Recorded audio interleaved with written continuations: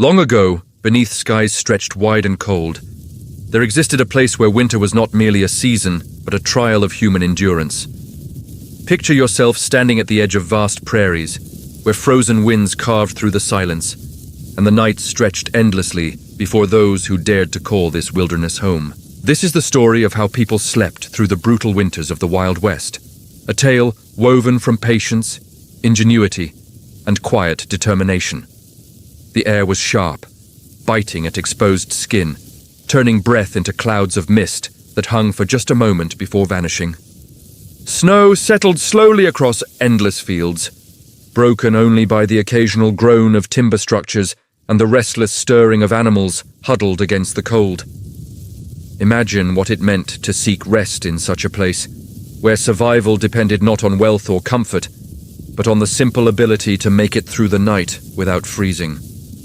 Before we journey deeper into these winter nights, take a moment to like this video and subscribe if you find value in these historical explorations. Tell me in the comments where you are listening from and what time it is in your world right now. Type 1 if you're ready to drift through history with me tonight. The first settlers who ventured westward arrived with dreams bright in their minds. But their wagons carried little protection against the cold that awaited them. Many learned quickly that featherbeds offered no defense against Dakota winds that sliced through log walls, as though the wood itself were made of paper. Step inside a rough-hewn cabin with me now, where walls were built hastily from green timber still oozing golden sap. Gaps hastily stuffed with moss and mud that would shrink and crack once the frost took hold. Inside, families greeted the cold with quiet resilience. They pulled out every buffalo robe they owned, draping thick hides over bedding, layering quilts stitched from scraps of worn dresses and faded shirts. By the middle of the 19th century, buffalo robes had become one of the most traded goods on the plains, essential for both bedding and makeshift barriers against winter's breath. Without one, a pioneer faced the night nearly defenseless. The smell inside these cabins was distinct, a mixture of wood smoke, damp wool, and the slightly sour scent of animal fat used to grease boots and leather harnesses. Fire snapped softly in the hearth, offering the gentle illusion of warmth, though stepping away from it revealed frost crawling along the inside walls like silver vines. Hands traced the rough plank bed frames, splintered and uneven, while straw mattresses prickled through thin linen coverings. The texture was harsh, yes, but warmer than sleeping directly on floors where cold seeped upward like an invisible tide. Historians continue to debate whether frontier families truly slept soundly in such conditions, or if constant discomfort meant they hovered in half-waking states most nights. Imagine lying down now, pulling heavy hides over yourself, hearing every creak of log walls adjusting to the pressure of snow piled outside. Your breath curls upward into tiny ice crystals, glittering faintly in the flickering firelight, decorating the rafters like delicate silver lace. Beyond the walls, the lonely howl of wolves carried on the wind, a sound that made people pull their covers tighter. Yet there is a curious detail here. Some settlers actually found these howls reassuring, believing they meant predators were far away rather than silently prowling near. The real threat, they whispered, was not the wolves at all, but the silence, which could mean animals had crept dangerously close. Eyes closed, bodies remained tense, straining for warmth. The straw beneath shifted with every movement, releasing a dry, grassy scent, while faint drafts sneaked past the chinking between logs. Rolling toward the fire meant facing the smoky tang that clung to every blanket, every strand of hair. Some nights the smoke filled cabins so thickly that eyes watered and throats burned. Yet letting the fire die meant risking frostbite before dawn arrived. As minds drifted toward sleep, there was an underlying unease, a sense of the countless men and women who came before, who had to teach themselves to rest even when conditions demanded constant vigilance. The Wild West winter was a patient teacher, relentless yet strangely consistent, demanding adaptation or quietly witnessing failure. In these opening moments of night, sleep was not about comfort at all. It was about endurance, about surrendering to the cold's presence while stealing whatever small scraps of warmth could be gathered. Eyelids grew heavy, slowly. The creak of timbers, the whisper of snow piling against the door, and the faint rasp of someone's breath nearby wove together into a kind of lullaby, not of peace exactly, but of survival. As bodies drifted into the fragile realm of sleep, the night outside deepened, colder and darker, yet somehow, against all odds, life endured. The first time an icy draft slid across faces in the darkness, the reality of these thin walls became clear. A log cabin might appear sturdy from outside, solid and reassuring, but once curled beneath scratchy blankets with wind whistling through unseen cracks, every flaw became apparent. Tugging buffalo hides higher over shoulders offered little help as chill crept in slowly, deliberately like a patient thief. Sleep did not come easily when skin prickled and noses grew numb, leaving one to wonder how anyone survived winters in such places. Early frontier cabins were often constructed in mere days. Logs were cut quickly, stacked and notched with haste, sometimes leaving gaps wide enough to see daylight through, and certainly wide enough for cold air to pour inside. Families stuffed whatever materials they had into these spaces: moss, mud, straw, even scraps of fabric. Yet come January, wind still found its way in. Imagine lying awake, counting each gust the same way one might count sheep, each brushing cheeks with frosty whispers. In corners of these cabins, children slept under quilts pieced together from old dresses, sleeves now serving as patchwork stars and stripes. The quilts were thin, but served as lifelines against drafts. Parents, meanwhile, slept nearer the hearth, pretending not to notice the icy air that gathered near the walls. One quirky detail emerges from settler accounts. Some families swore by hanging oiled paper over cracks. It was not quite glass, but it allowed light to filter through while blocking some wind. Imagine waking each morning to golden dawn filtering through translucent paper that rattled gently with every breeze. Historians still discuss whether most families viewed cabins as permanent homes or simply as temporary shelters until they could build something sturdier. Some argue people treated them as stepping stones toward better houses. Others suggest many lived entire lifetimes within those drafty walls, too occupied with daily survival to dream of anything grander. Shifting beneath hides, trying to tuck them tighter, ears caught the faint whine of wind threading through rafters. The sound was not constant, but wandering, sliding along seams of walls, disappearing briefly, then returning from entirely new angles. It was like sleeping inside a musical instrument, the structure itself vibrating with the music of cold. One wonders if those who grew up in such cabins found this sound comforting, the way some today fall asleep to the hum of fans or patter of rain. The smell of pine resin drifted from freshly cut logs. Even months later, sap still oozed in small beads, sticky if touched in darkness. The resin glistened faintly in dim firelight, a reminder of trees that once stood tall before being rearranged into walls, stubbornly holding back winter.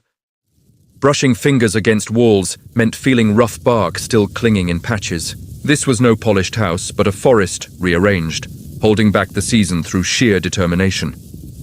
Bodies shifted constantly, seeking comfort, but uneven floors kept tilting sleepers toward the hearth. Many cabins had dirt floors, sometimes with fresh straw spread weakly to soften the hardness. Yet in midwinter, frost crept upward from the ground itself, so that earth seemed to breathe cold into rooms. Imagine the strange sensation of trying to rest when the very floor conspires to chill from below. Drafts found their way again, lifting corners of quilts. There was a strange acceptance that emerged, half amused, half exasperated, because cold was as much a companion as any person in these rooms. There was no true barrier between outside and inside, only a fragile negotiation, a delicate truce between determination to rest and winter's endless persistence. In half-wakeful states, acceptance grew. Sleep here was never about perfect stillness. It was about learning to drift despite drafts, to fold the sound of wind into dreams, and to trust that thin walls would hold, at least until morning light returned. As night deepened, coverings were tugged again and again. A reminder that warmth was never guaranteed out here. It was an achievement, carefully assembled with every hide, every stitched scrap, every bit of ingenuity the frontier could offer. Fingers brushed the rough texture of buffalo robes spread over bedding, their heavy weight pressing down like anchors against chill. By the mid-1800s, buffalo hides were not merely trophies of hunts, but everyday necessities, lining wagon seats by day and serving as thick, almost impenetrable blankets by night.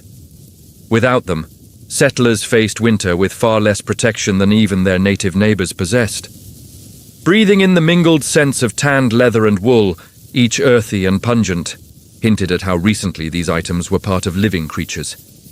Layered over hides were quilts, patchwork squares forming kaleidoscopes of faded reds, indigo blues, and yellowed whites. Each scrap told a story, a strip cut from a worn apron, another from the hem of a wedding dress, a piece salvaged from a shirt that saw too many summers. Quilts were not merely covers, they were memory stitched into fabric, warmth drawn as much from emotion as from cotton batting. One curious detail emerges. Settlers swore that the smell of well-used quilts, musty, smoky, faintly sweet with lavender, if sachets were tucked nearby, could bring comfort almost as much as weight. It was not uncommon for quilts to be passed down through generations, each winter adding more stains, more repairs, more history to layers. Pulling them higher to chins felt as though all the hands that ever stitched them were tucking one in again. Still, questions lingered about how effective these coverings truly were against relentless prairie cold. Some researchers remain divided on whether layered textiles alone preserved body heat through harshest nights, or whether the practice of bundling multiple family members together beneath them made the real difference. Alone, one might still shiver, but together, combined heat created a microclimate of survival. Wind groaned at cabin corners, but beneath these hides and quilts, a fragile cocoon formed. Fire's glow painted patchwork in amber hues, making even the dullest fabrics appear golden. Robes pressed on chests, their smell thick with prairie memory, while quilts wrapped like stories in progress, reminders that every scrap had been saved for a reason. Outside, snow piled higher, muffling sound, but inside the layered warmth became its own soft silence. Eyes closed and heavy coverings sank bodies into straw mattresses, scratching yet bearable. There was a quiet marvel in how survival here was nothing glamorous, just the steady layering of hides, cloth, and hope. And with that understanding came deeper drift towards sleep, quilts holding like stitched-together embraces. The bed beneath crackled faintly, not from fire but from dry stalks packed inside ticks. Shifting weight made straw poke through linen, scratching skin like 1,000 tiny needles. Diaries of the time clearly note that most families slept on what they called ticks, large cloth sacks stuffed with straw, hay, or dried leaves. It was cheap, renewable, and easy to replace when stuffing grew flat or foul. Yet comfort was always relative. Each toss and turn released the grassy scent of summer fields, a bittersweet perfume in the dead of winter. As bodies settled, mattresses squeaked and rustled, making it keenly clear that rest came not on cushions, but on last season's harvest. Unevenness pressed against ribs, so bodies wriggled to find softer patches. Oddly, some pioneers added corn husks to the mix, claiming husks stayed springy longer than plain straw. Of course, those husks came with sharp edges, and many frontier sleepers woke with scratches across arms. Strange comfort, but comfort nonetheless. Air felt heavy with smoke and frost, but underneath it lay the subtle fragrance of dried hay, a ghost of warmer months. Some children even enjoyed the smell so much they resisted changing ticks when they turned musty, preferring the memory of autumn fields clinging to bedding. It remains uncertain whether these straw beds helped people truly rest or simply postponed exhaustion. Some experts suggest settlers often slept in states of half-wakefulness, bodies never fully relaxed because bedding was stiff and cold unrelenting. Others argue that after days of back-breaking labor, anyone could collapse into straw and sleep like stone, itch or no itch. Hands brushed seams of ticks, imagining the careful hands that sewed them, reinforcing every corner to keep stuffing from spilling out. When ticks grew too lumpy, families dragged them outside, beat the dust free with sticks, and refilled them with fresh straw. The process was a ritual, part of the rhythm of survival. In those moments, even bedding was not just for sleep. It was another reminder that nothing here stayed easy for long. Exhaling made straw rustle in response, as if whispering back. The bed might itch, the cold might bite, but still, With enough layers above and enough determination within, bodies let themselves sink into rustling warmth, clinging to the fragile notion of rest. The fire at the heart of cabins was both savior and threat, a fickle companion that determined how well people slept on nights like these. Glancing toward hearths, flames flickered in dances of oranges and blues, licking at heavy logs stacked with care. Sparks leaped upward, spiraling into smoke that curled around rafters before finding its way out through crude chimneys. The smell was thick, pine resin, damp wood, and faint char, clinging to every quilt, every hide, every strand of hair in rooms. Contemporary accounts confirm that many families kept bedding as close to fires as possible, sometimes spreading pallets directly on hearthstones, desperate to soak in every scrap of warmth. Stretching hands toward glows let heat soak fingertips, but also revealed danger. A sudden crack from logs sent sparks onto straw floors, and for moments chests tightened with dread. Countless records describe cabins lost in seconds, flames feeding greedily on dry timber walls, while families fled into snow with nothing but clothes on their backs. To sleep near fire meant warmth, but it also meant vulnerability, balanced precariously on edges of disaster. Gaze shifted toward small iron pots, hanging in flames, lids rattling gently as steam escaped. Families kept water simmering, not just for cooking but to release humidity into arid air. One curious practice involved leaving pots of soup or stew on hearths overnight.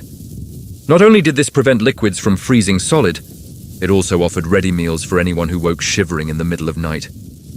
Imagine waking, ladling steaming spoonfuls into tin cups, and feeling warmth spread through bodies before returning to cold beds. Fire popped again, reminding all of its constant presence, like a restless sleeper sharing rooms.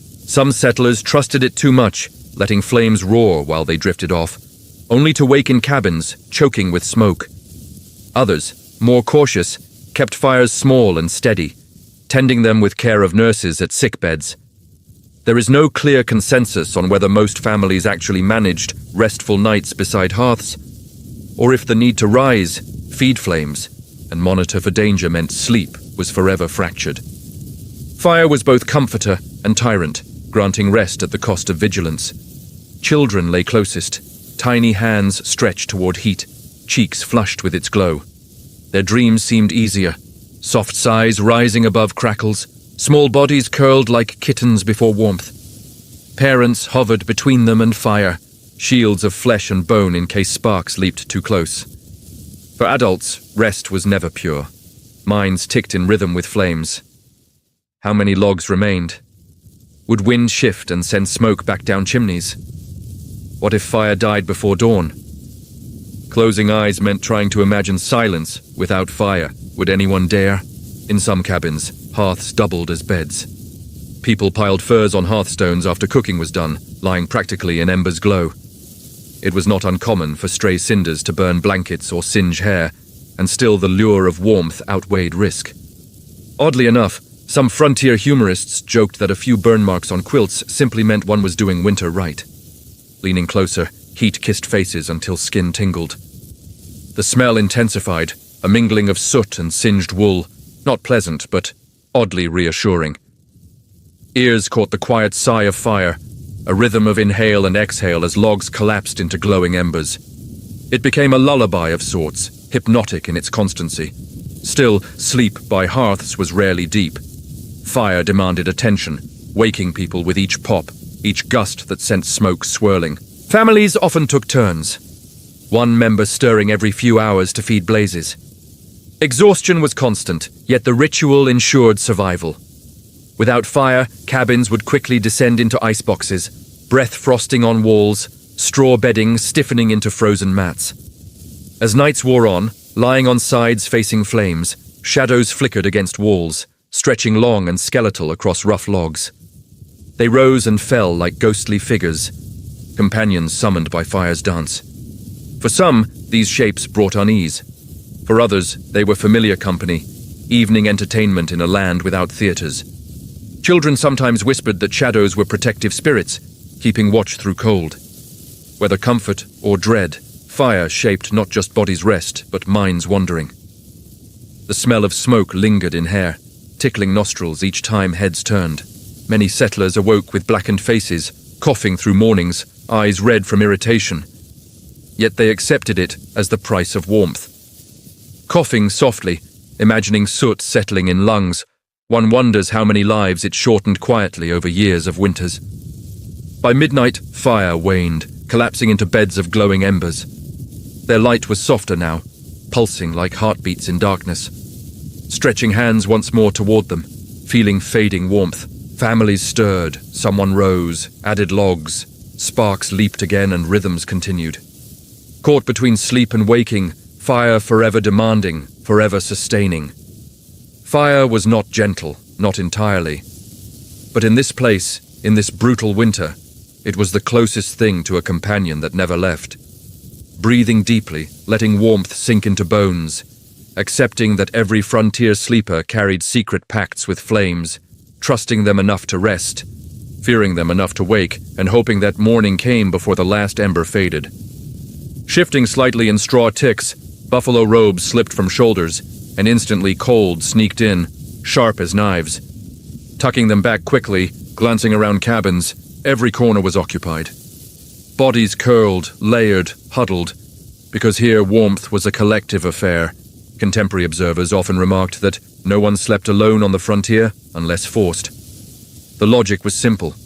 Human heat shared beneath hides and quilts meant survival, when temperatures outside plunged far below freezing. Picture it vividly. Children tangled together like puppies, parents pressed close beside them, perhaps even hired hands or passing travelers tucked wherever space remained. The frontier was not a place for strict notions of privacy. Beds stretched wall to wall, or pallets sprawled across floors, all bound together by simple need to conserve warmth.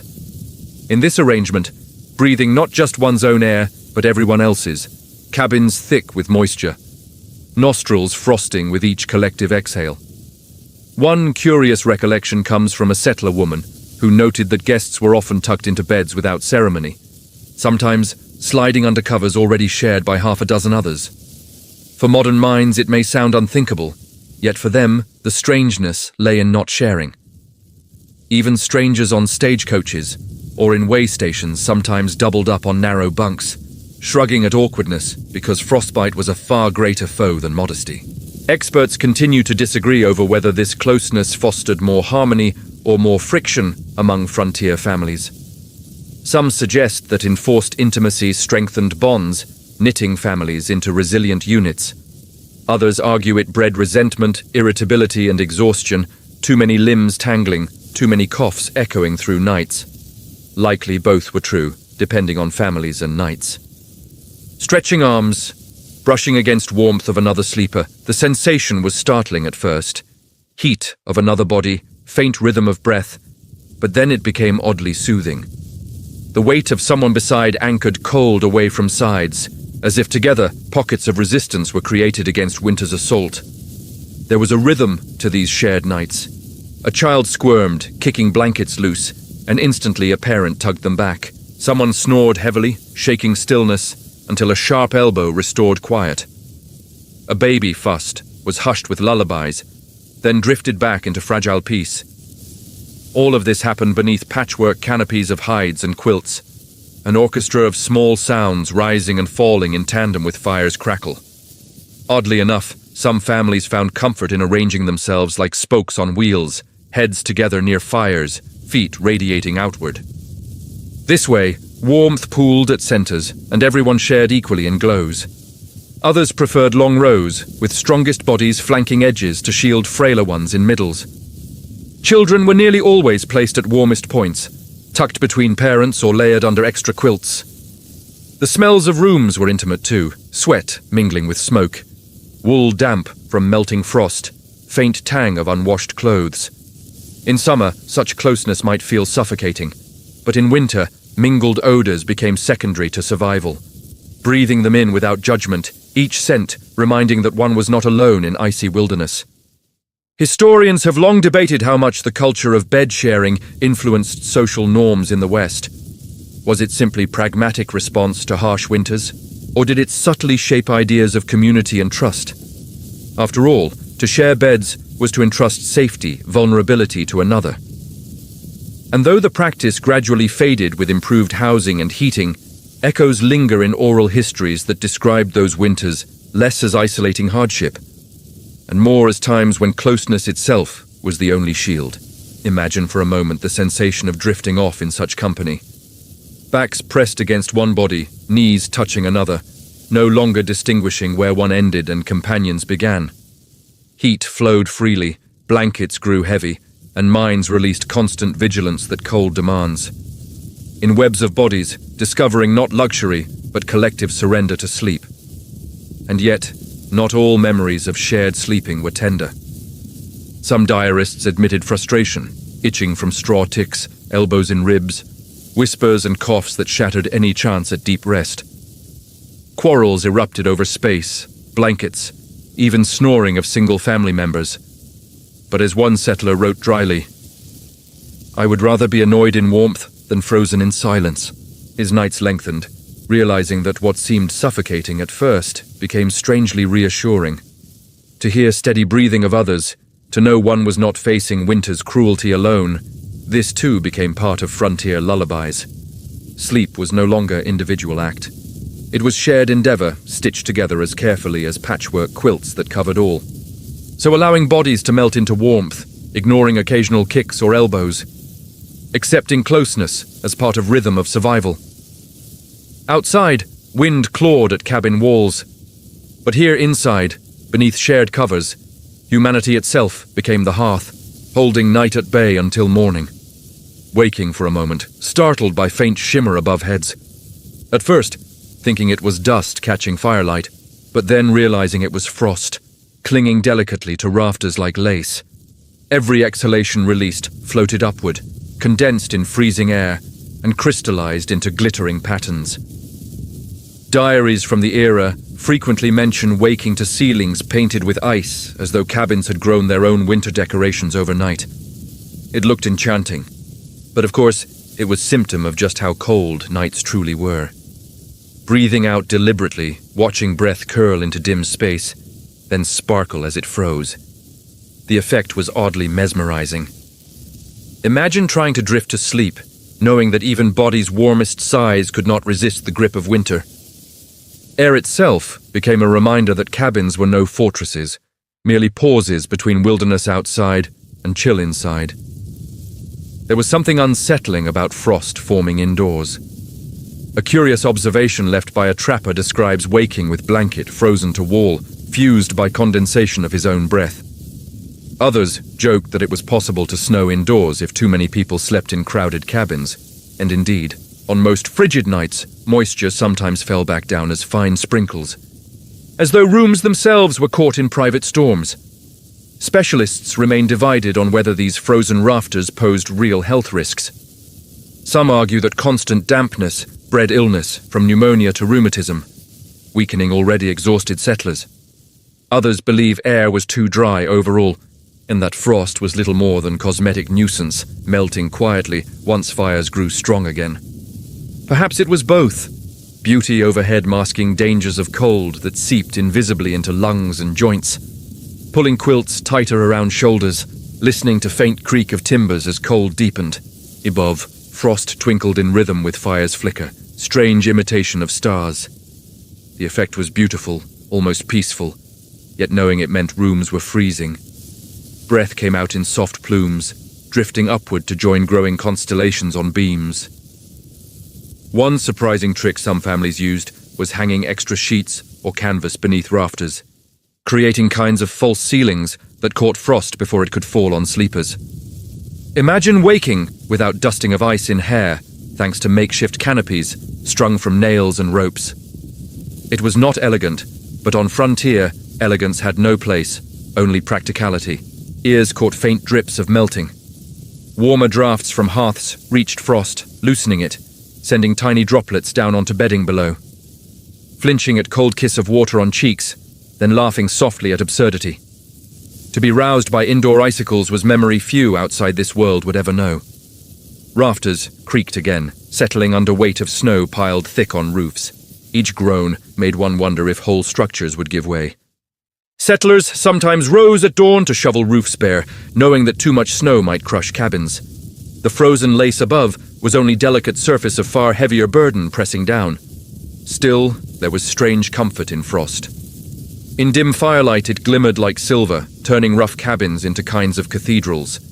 Children might have seen angels in patterns, tracing them with sleepy eyes before drifting off again.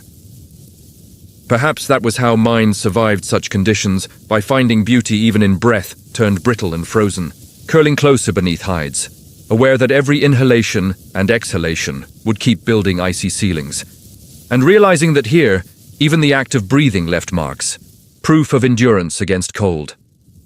Frost was fragile, temporary, but it was also record of nights, shimmering diaries written by lungs and fire and darkness. So closing eyes again, listening to rafters groan, watching silver lace fade in and out of sight, allowing drift in knowledge that even in harshest cold, life leaves behind beauty. And when mornings came and frost melted into droplets, pattering softly onto quilts, knowing that cabins had survived another night, thin walls, frozen rafters, restless sleep and all. The fire was still glowing faintly when stirring began, but cold had crept back into bones. Shivering and tucking quilts higher, wondering what else people did to trick bodies into believing they were warm enough to sleep. The answer, more often than not, came in form of drinks.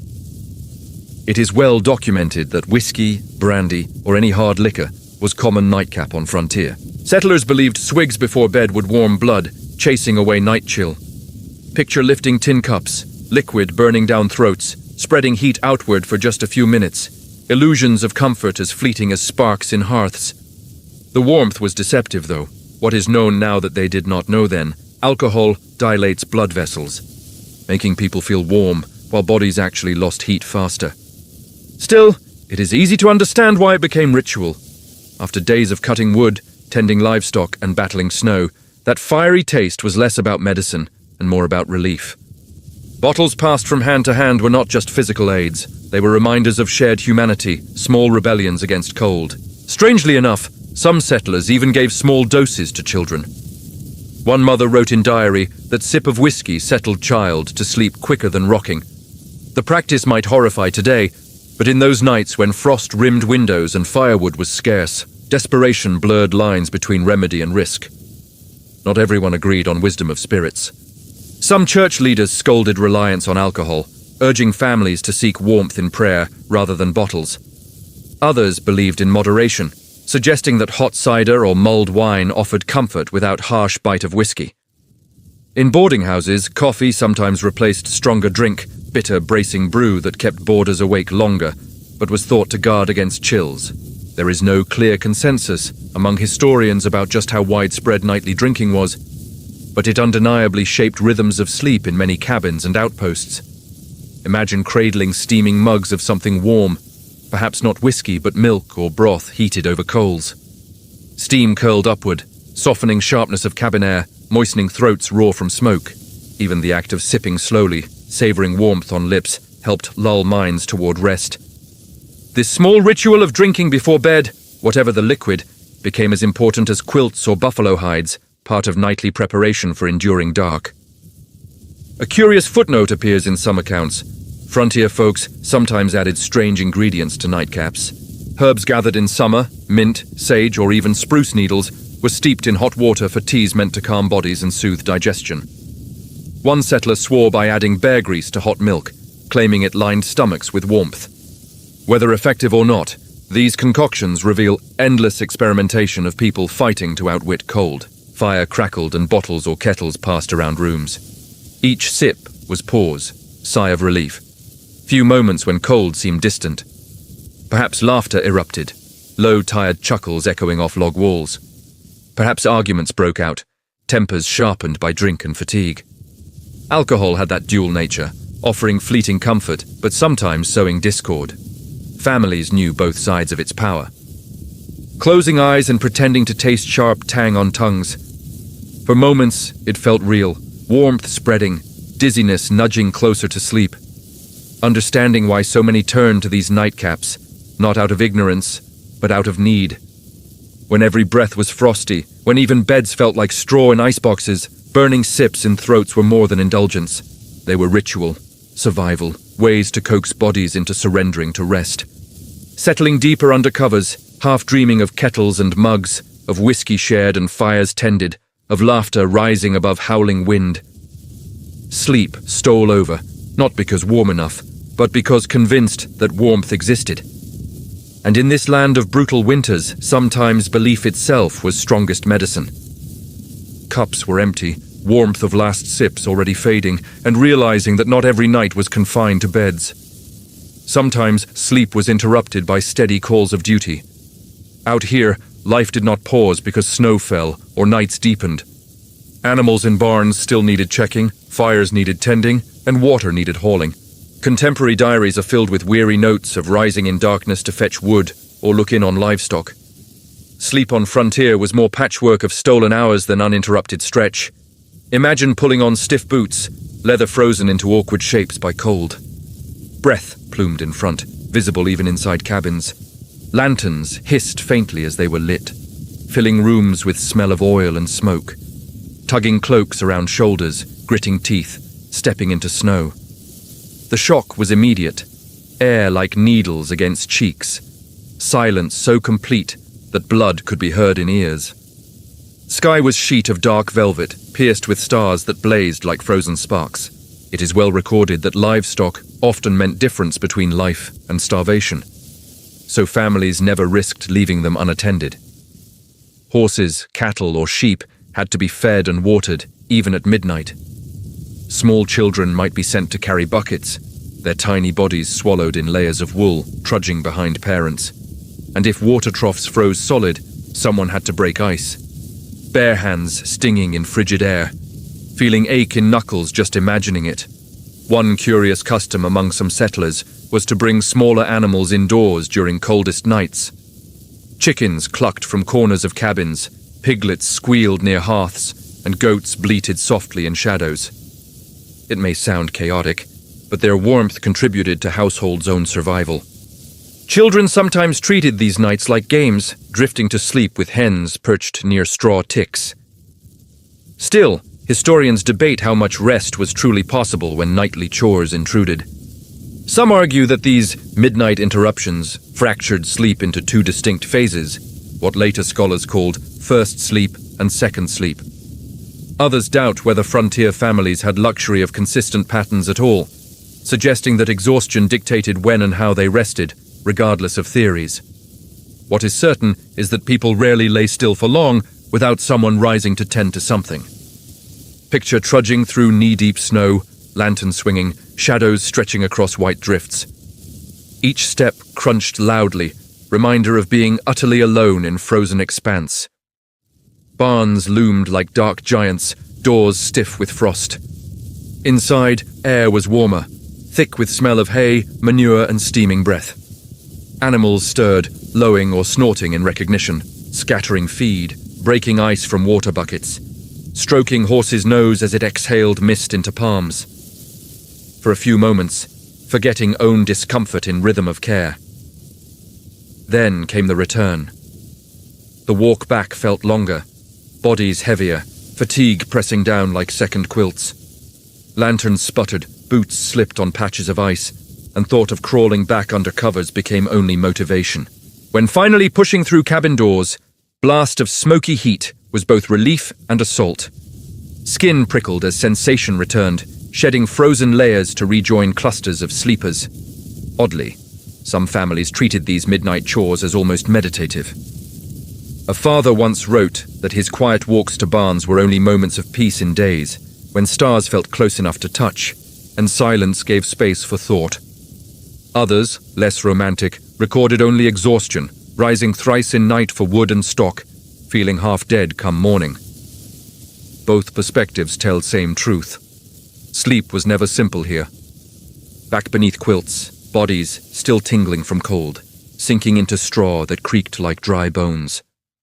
Warmth of others had already returned to beds, and burrowing in gratefully, listening to fire crackle back into rhythm. Eyes fluttered closed, realizing that out here, sleep was never uninterrupted. It was bargain traded in fragments between chores, hunger, cold, and care. Yet somehow in those fragments, survival persisted. And so letting minds drift once more, knowing animals were safe, Fire still burned, and snow outside continued to fall in endless hush. Sleep, even in pieces, became enough. Rolling onto sides, pressing closer to warmth, but something still felt missing. Hides and quilts were heavy, fire crackled, yet cold found ways through. Reaching for bundles at feet, moccasins lined with fur thick as mittens, and rough shirts meant for sleeping. Out here, never undressing for bed, simply changing layers. Travelers' journals often stress that to sleep unclothed in winter was to court death. The Wild West night required preparation as carefully considered as soldiers' armor. Fingers traced fur of moccasins, soft yet smelling faintly of smoke from hearths. It is clear that many settlers borrowed heavily from indigenous practices when it came to sleeping attire. Native peoples of plains and Rockies had long perfected art of winter rest, layering furs, wrapping feet, and even sewing sleep garments from rabbit skins.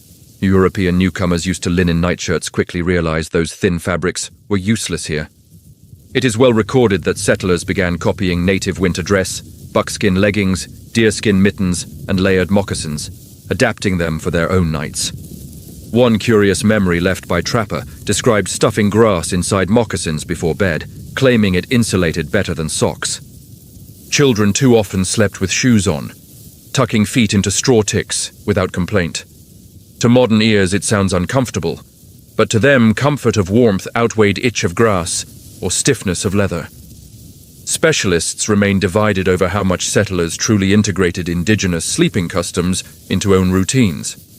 Some suggest it was widespread and necessary for survival, while others argue that pride and prejudice kept many from fully embracing native methods, even when it would have made nights far easier. What is certain is that those who did adapt had better chances of waking without frostbite on toes and fingers. Tugging extra layers across chests, maybe shawls or coats left on rather than folded away. It smelled of sweat and wood smoke, rough against skin, but it trapped heat. Quilts pressed heavier on top, and beneath it, feeling like bundles of mismatched fabrics and furs stitched together. Yet in this form, armored against night. Oddly enough, some families even wrapped heads in scarves or wore woolen caps to bed. Body loses heat most quickly through scalps, and settlers joked that good night's rest required hats as well as pillows. Children often looked like tiny bundles of cloth, barely faces visible, swaddled in layer after layer until they could hardly move. But they slept, and that was all that mattered. Sounds of rooms were muffled now, softened by all this fabric. Fire crackled like distant applause. Wind rattled faintly against logs, and beneath it all was rhythm of breathing, yours, theirs, whole rooms wrapped in layers. Shifting slightly, moccasins brushing against another's foot and smiling in dark. Warmth was not elegance here. It was improvisation, clever use of whatever materials lay at hand. Historians still puzzle over whether settlers saw these nights as hardship or simply routine. Did they curse each extra layer, each itch of fur, each creak of stiff leather? Or did they accept it as life, no stranger than drawing water or chopping wood? Perhaps over time layers ceased to feel strange and became as natural as cold itself. Closing eyes, adjusting fur at feet, imagining how it must have felt to slip into such garments after days in snow. Relief of warmth, however imperfect, must have been like slipping into safety. The Wild West demanded toughness, but it also demanded softness. Softness of furs, embrace of wool, cocoon of hides that let weary bodies surrender to rest. And so lying there, bundled, armored in moccasins and shawls, letting drift occur, night pressed cold against cabins. But bodies were their own fortresses now, layered with wisdom of those who came before, and somewhere in that balance between scratchy straw, smoky quilts, and soft fur, finding enough comfort to let sleep take hold once more. Stirring again, this time not from cold, but from sound. At first, faint, so faint, thinking it might be fire's crackle or creak of timber. But then it rose, long mournful howl drifting through night, chests tightened instinctively. Out beyond thin log walls, wilderness was alive. Wolves roamed prairie and foothills, their cries carrying far across frozen ground. Contemporary travelers often wrote that wolf's howl was voice of plains at night, reminder that humans were never truly alone, no matter how isolated cabins felt. The sound was piercing, eerie, and oddly beautiful, It rose and fell, sometimes answered by chorus farther away, until whole horizons seemed to echo with it. Picturing pack moving across snowdrifts, paws silent, breath steaming, eyes glowing faintly in moonlight. To hear them from inside cabins was to be reminded how thin shelters truly were. Wall between was just logs, moss, and prayer. A curious anecdote survives from settler boy who claimed he slept better when wolves howled. It meant they were far away, he explained. Because when wolves are close, they do not sing. Strange logic, but in its way it made sense. Silence, heavy and watchful, could feel more menacing than those distant cries. Experts remain divided on how often wolves actually threatened frontier families. Some accounts describe livestock torn apart, desperate nights guarding barns with rifles in hand. Others suggest danger was exaggerated, that wolves preferred deer and buffalo, rarely daring to challenge humans unless starving. What all agree on, however, is psychological weight their presence carried. Even if wolves never approached, their voices haunted edges of sleep. Shifting beneath quilts, ears straining despite oneself. Another howl rose, closer this time, joined by scatter of barks. Someone else in cabin stirred, muttered, pulled covers higher. Fear spread like cold, silent, shared, unspoken. Imagining how children must have clung to parents, whispering prayers or begging for stories to drown noise. Oddly enough, not all encounters were fearful. Some trappers and scouts claimed howling became kind of companion. One man described it as company in emptiness, wolves' voices making him feel less adrift in vast frozen landscape. For solitary souls, pack song was proof of other life enduring winter too. Night stretched on, cries rising and falling like tide. Closing eyes, trying to fold sound into drifting thoughts, but it kept returning. Each note reminder of wild pressing against fragile barrier of cabins, breathing in smoke, sweat, wool, and faint tang of fear. Outside eyes gleamed, unseen but felt. Wondering what it was like to face that balance every night, need for sleep wrestling with knowledge that predators prowled just beyond. Did people truly rest, or did they hover in half-dreams, one ear always tuned to wilderness? Scholars still argue about how deep or restorative frontier sleep could ever be under such conditions. Perhaps it was never full surrender, always compromise between exhaustion and vigilance. Howling faded slowly, drifting into distance, until only creak of rafters and sigh of wind remained. Relief washed over rooms. Could feel it even without words, loosening of shoulders, deepening of breath. For tonight, wolves had passed, letting bodies sink into straw, feeling itchy prickle against skin, heavy press of hides above. Fear lingered faintly like shadow in corner, but fatigue pulled harder. Wilderness was vast, wolves were many, and yet here inside, alive. That thin line between danger and safety, between howl and silence, became edge of sleep. And so drifting again, half dreaming of silver eyes in snow, of voices calling across night, of warmth pressed close inside cabin walls. Sleep may be fragile, but it came nonetheless, wrapping as tightly as quilts, holding steady until morning's pale light returned. Wolves drifted from dreams, leaving another sound, hiss and crackle of something heating by fire. Blinking awake enough to notice small bundle of stones wrapped in cloth, pulled from hearth and tucked into foot of bed. Warmth radiated outward, faint but steady, like secret fire beneath covers. It is well documented in pioneer letters that people used heated stones or bricks to take bite out of winter bedding. The method was simple: place stones in embers until they glowed faintly, then carry them carefully using tongs or cloth and slip them under quilts or inside foot warmers. The sensation was immediate relief, toes numb and stiff, slowly thawing against improvised heater. Warmth did not last forever, but for those first precious minutes, it felt like heaven. Some families rotated multiple stones through nights, trading one cooling lump for another fresh from fire. The routine became part of bedtime, as ingrained as saying prayers or banking hearths. One curious variation involved wrapping heated potatoes or even turnips in cloth.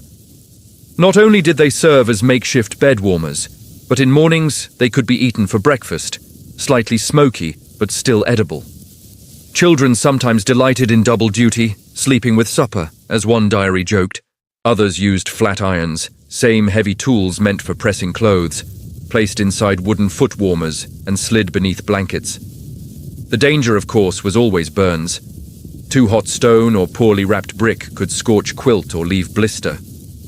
It is still debated whether these practices were borrowed from Europe or improvised anew in America. Some scholars trace them back to medieval warming pans, metal containers filled with embers and slipped between sheets, while others argue that frontier's lack of luxuries forced settlers to rediscover idea independently.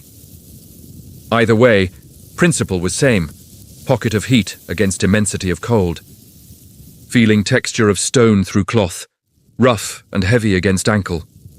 Warmth pulsed slowly like fading heartbeat, and instinctively curling feet around it, hoarding its energy. In silence of cabins, such small comforts grew immense. Families slept easier, knowing at least one corner of bed was not ice. Oddly enough, some settlers extended idea beyond hearths. On long journeys, wagoners heated stones in roadside fires, wrapped them in blankets, and placed them at bottoms of beds in wagons. Travelers even carried them under coats during sleigh rides, pressing warmth to chests like primitive hot water bottles. It was clumsy but effective, stubborn refusal to surrender to cold, watching glow of hearth flicker, knowing another stone would be ready soon. Someone stirred, rose quietly, retrieved it with iron tongs, and replaced cooling one at feet. Exchange was seamless, almost ritualistic. Midnight dance performed half asleep. Cycle kept beds livable, cold pushed just far enough away to allow rest. Smell of hot cloth mingled with smoke, faintly singed but comforting. Breathing it in, eyelids heavy, marveling at how survival depended not on grand inventions but on simple, clever tricks. A stone from fire became difference between shivering through night and slipping into real sleep. Historians still wonder how much these nightly practices shaped rhythm of frontier life. Did constant tending of fires, of stones, of blankets, fracture sleep into restless fragments? Or did it create steady cadence that people grew accustomed to, as natural as crow of rooster at dawn? Perhaps both are true, depending on household. What is certain is that without such measures, many nights would have been unbearable. Toes relaxed, legs loosened, and weight of exhaustion finally overtook lingering chill, curling tighter around warmth, sighing as if stone itself had answered body's plea. And with that small gift from fire, drifting once again, surrendering to long winter night, knowing that survival lay in these fragile moments of heat stolen from flames. Stone at feet cooled to dull lump and sensing cold pressing back in. Yet when running hands along cabin walls, they did not feel as icy as before. Realizing something unusual was happening outside. Snow had drifted high against logs, and instead of chilling homes further, it insulated them like natural blankets. Contemporary accounts often note that settlers learned to embrace snow as ally.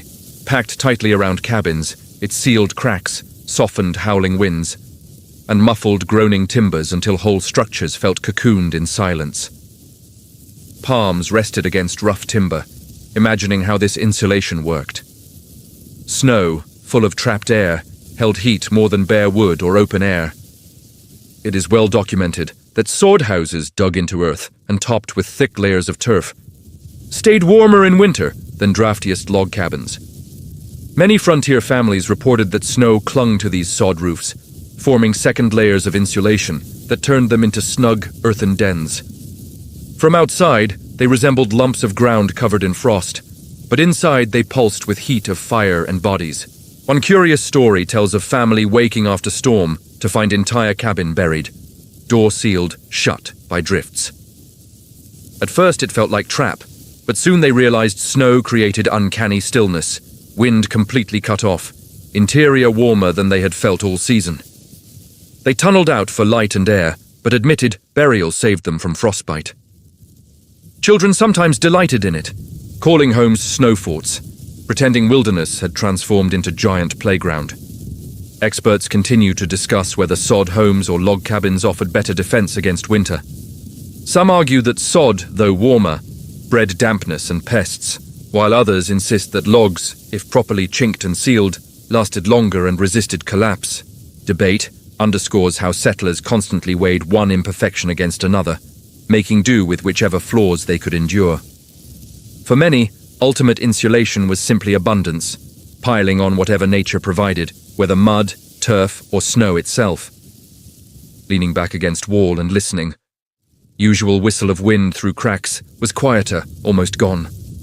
Instead, there was hushed quality, as though snow outside had swallowed world. It was not silence exactly, but softer, muted soundscape, like resting under heavy quilt.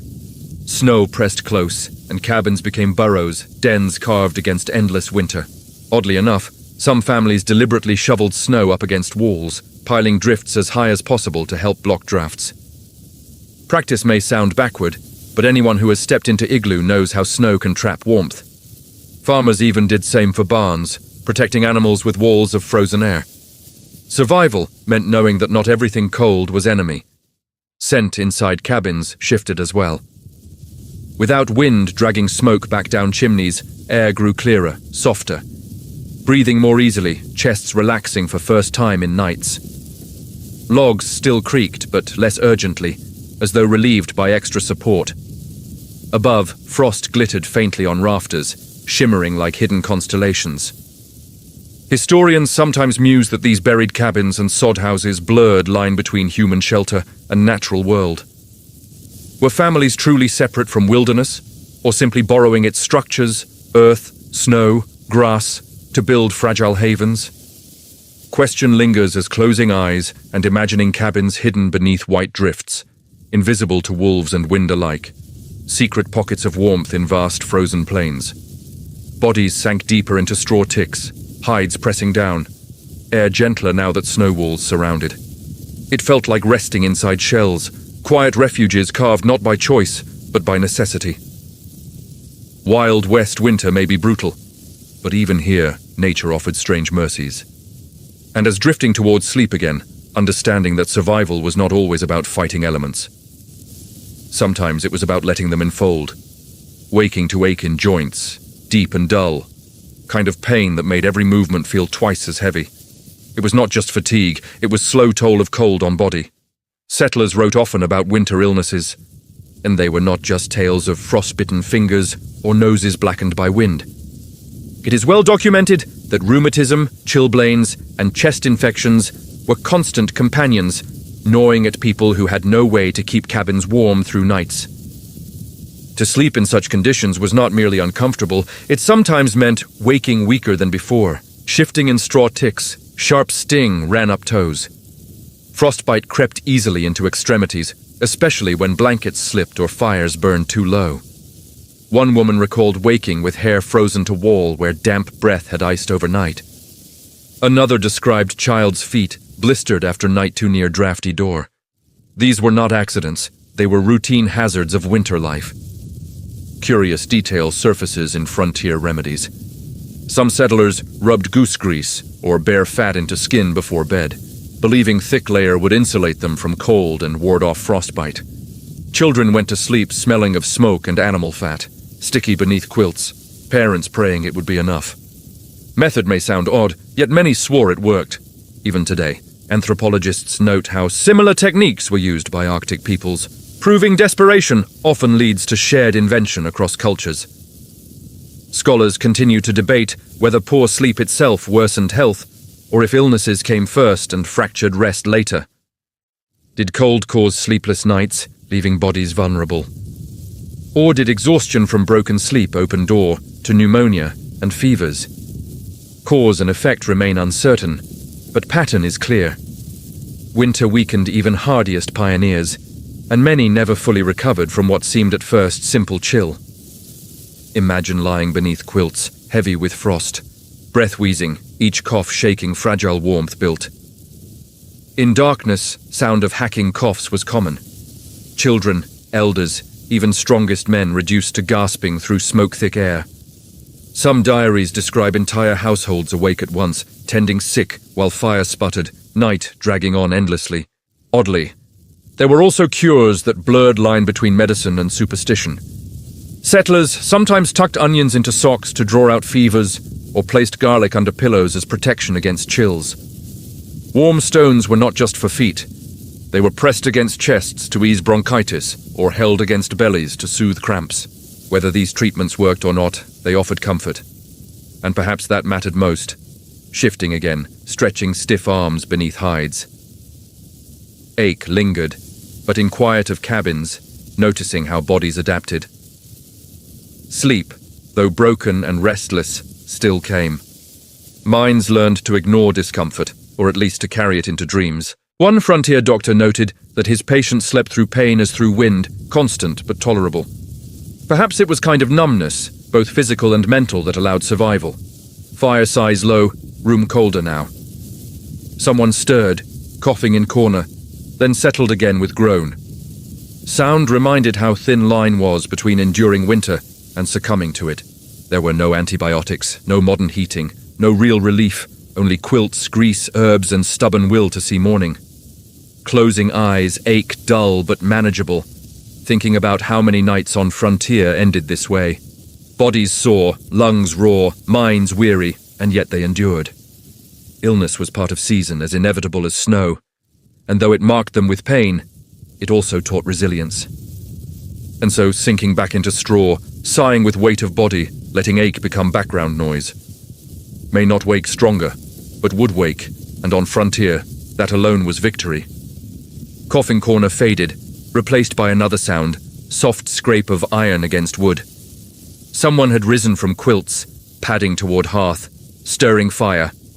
Half-opening eyes, catching glow of embers fanned into flame again. Sleep here was never truly shared all at once. Each night, silent pact formed. Someone must always be awake to watch fire. Contemporary records emphasize that leaving blaze untended could spell disaster, whether by freezing or by flames spreading unchecked. Household in winter lived by its fire, guarded as faithfully as newborn child. Rolling onto back, feeling weight of quilts shift across chest, watching as figure fed another log into hearth. Sparks leaped, shadows dancing against walls, and familiar creak of cabin seemed to answer. Knowing that without this vigilance, night would be far more dangerous. Families often rotated task, each member taking turns to rise, poke coals, and ensure woodpile lasted until dawn. It was well recorded that even children as young as 8 were expected to take shift, bleary-eyed but dutiful, so household never faced dark, frozen silence. One curious note from Settler's diary describes how family kept small hourglass on mantle, turning it each time someone rose so they would know when another needed to relieve them. Practice gave structure to night, transforming chaotic awakenings into ritual. In another account, family relied on dog, trained to bark when fire burned too low. Animal became living alarm clock, nudging sleepers awake with insistent pause. Experts still debate whether constant vigilance was truly necessary, or if some households exaggerated danger. Some argue that fires banked, carefully covered with ash to smolder slowly, could last until morning without attention. Others point to frequent reports of smothered coals, chilled cabins, or catastrophic blazes as proof that watchfulness was justified. Truth likely varied. Careless sleeper might wake to frost-bitten family, while cautious one gave up rest to guarantee survival. Picture yourself in roll now, rising quietly, shoulders wrapped in shawl, eyes gritty with fatigue. Floor was cold against feet. Straw mattress sighing as leaving it. Fire glowed faintly, pulsing red heart at room center. Kneeling, stirring coals, hearing sigh as flames flared. Face prickled from heat, while back shivered from draught. For moment, alone with night, rest of household bundled together, trusting guard their warmth. Oddly enough, some watchers used time to pray, to think, or even to compose songs and stories. One young man wrote that his best verses came between logs, when silence of cabin pressed close and wolves howled outside. Others confessed that watch was misery, hours spent fighting sleep while counting sparks. Still, those solitary moments became woven into memory, as much part of frontier as chopping wood or planting corn. Smell of fire grew stronger as new log caught, smoke curling lazily toward chimney. Breathing it in, eyes half closed, understanding why this ritual persisted. Fire was not simply source of heat. It was lifeline, fragile, demanding, alive. To guard it was to guard everyone under roof. Returning to bed, sliding carefully back under hides, feeling warmth of others envelop. Someone else would rise in another hour, repeating ritual, ensuring rhythm continued until dawn. Sleep came in fragments, punctuated by duty. Yet it came nonetheless. Historians sometimes describe frontier nights as communal marathons, each person carrying portion of burden. No one resting fully, but all surviving together. Sensing that truth now as letting body relax again, comforted by knowledge that fire would not be left alone. Drifting into sleep, not because night was safe, but because someone else had taken place in vigil. And so, cabin breathed through darkness, fire and humans alike, keeping each other alive, one log at a time, one watch after another, until morning. Sleep here was never empty. It was thick with sensation, with memory, with stubborn persistence of mind that refused to be quiet even when body begged for rest. Closing eyes and almost immediately cold, smoke, and faint scratching of straw folded themselves into dreams. Contemporary journals often mention that winters on frontier brought different kind of dreaming, strange, vivid, restless. Hunger gnawed at bellies, fear prowled in corners, and yet even in exhaustion, mind spun elaborate visions through night.